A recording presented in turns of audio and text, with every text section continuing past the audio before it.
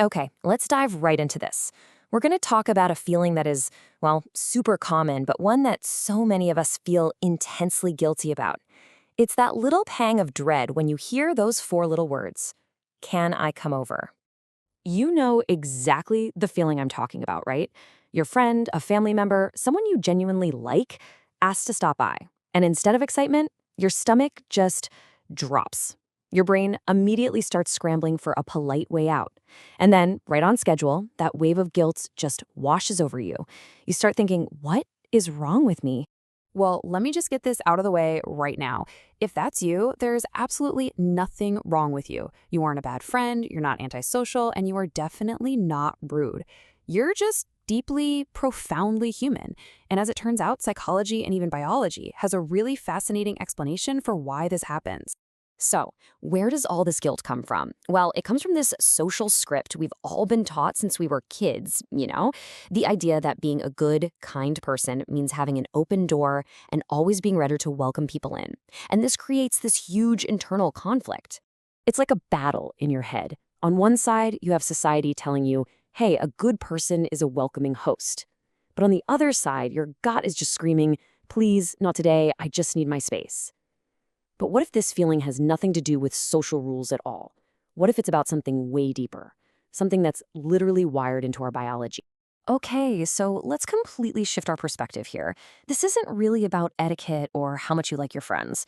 This is about the essential job your home does for your brain. It's your one true sanctuary in the world.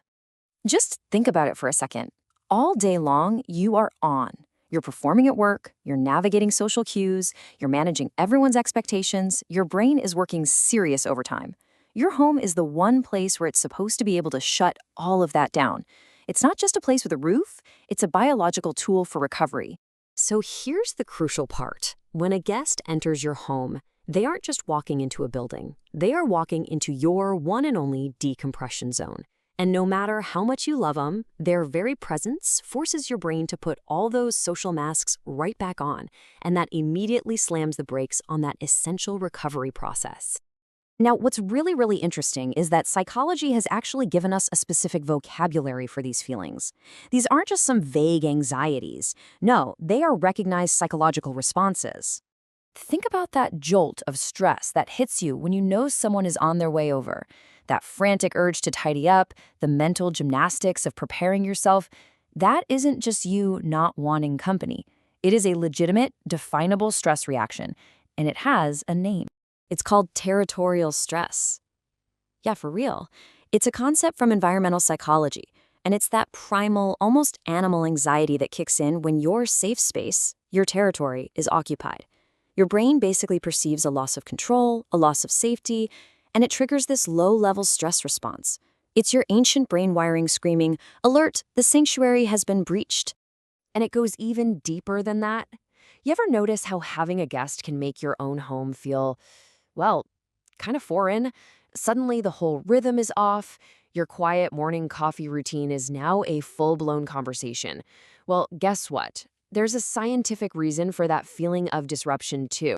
This one's called structure dependence. See, neuroscience shows us that for our brains to truly relax and decompress, they crave predictability. They need to know the mug is in its spot, that you can walk to the kitchen without having to make small talk. Guests, by their very nature, are unpredictable. They mess with the structure your brain relies on to feel safe enough to finally power down. So let's just see how this whole thing builds. It's like a chain reaction. A guest arrives. Boom. Instantly. The social mask goes back on. You're a host now.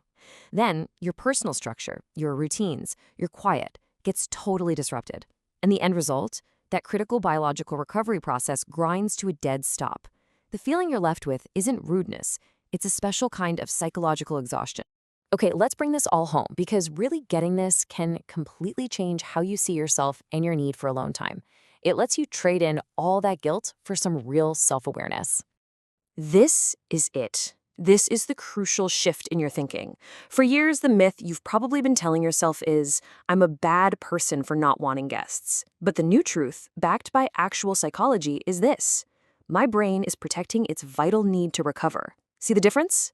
One is a harsh judgment. The other is just a biological fact. So the next time you feel that little flicker of dread, remember this. Protecting your home your personal decompression zone, it's not some antisocial act of shutting people out. It is a necessary, healthy act of self-care. It's about letting yourself recover so you actually have the energy to be the friend, the parent, the person you want to be when you're out in the world. So I'll just leave you with this to think about.